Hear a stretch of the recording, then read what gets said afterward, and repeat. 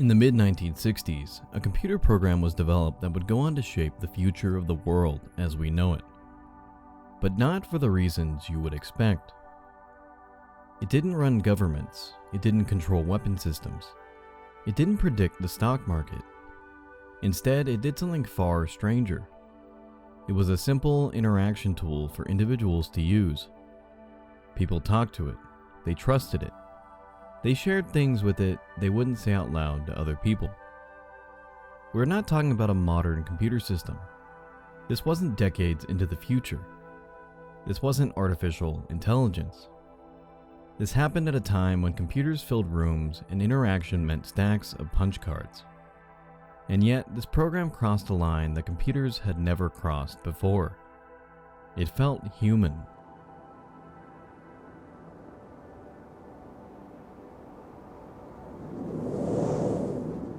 To understand why this mattered, you have to understand what computers were before this moment. In the 1960s, computers were not part of everyday life. They were institutional machines used by governments, universities, and large corporations. You didn't sit with them at your desk, and you didn't converse with them. You submitted your work, you calculated, and you waited for results. They were used to process information, not your feelings. They solved equations, not problems in your life. There was no expectation, culturally or technically, that a computer could participate in anything resembling a conversation. The idea that someone might confide in one would have sounded absurd. That's why what happened next stood out so sharply. The program was called ELIZA.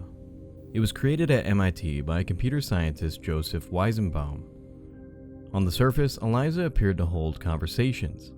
You could type sentences into a terminal and receive replies that seemed relevant, attentive, and even thoughtful.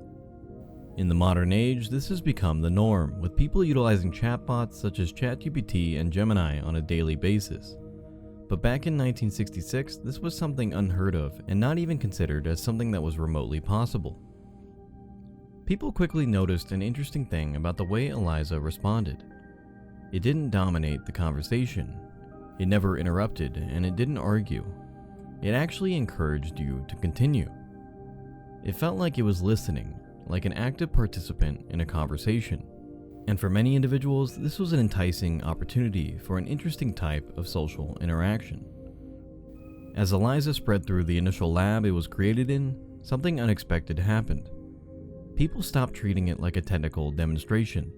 They began using it privately. They talked about personal concerns. Some users asked others to leave the room even while they interacted with it. This included people who knew exactly how computers worked and how limited they were. People who understood that this is software, not some complex mind meant for conversation. But that knowledge didn't matter to them. ELIZA was quickly becoming a tool for anyone wanting a connection. A tool that easily resembled a human-like interaction. And while this was fascinating, it was also unsettling.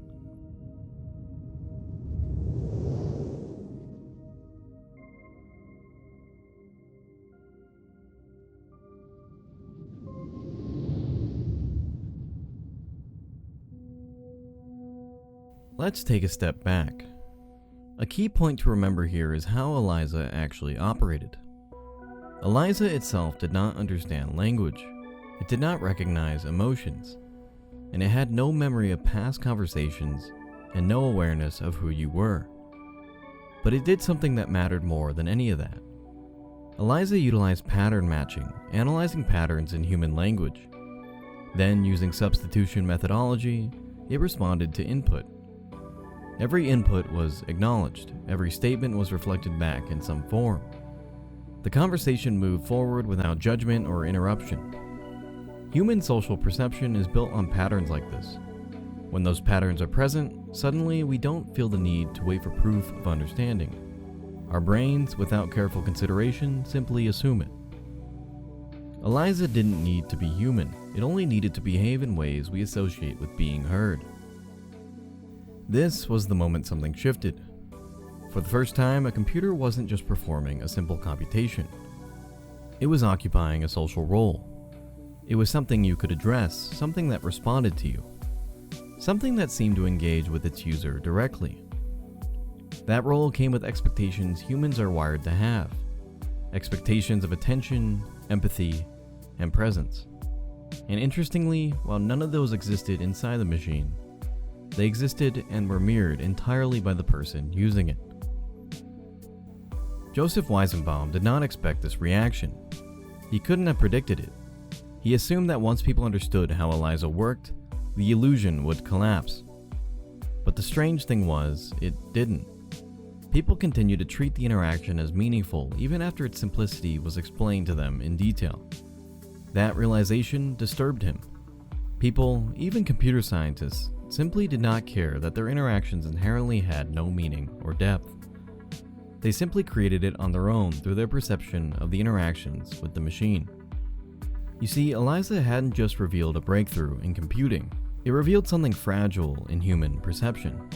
We see this same phenomenon today with individuals of the modern age finding their own comfort and solace in conversing with chatbots like ChatGPT. There have already been several documented cases of this, with some even ending in forms of tragedy.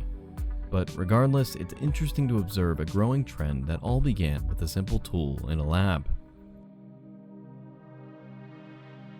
When looking back, it becomes apparent ELIZA offered something human interaction often does not. With ELIZA, there was no judgment. With ELIZA, there was no memory of mistakes. No emotional demand was ever placed back on the user. You could speak freely without consequence. The lack of social cost made the interaction feel unusually comfortable. Not better than talking to a person, but simply easier.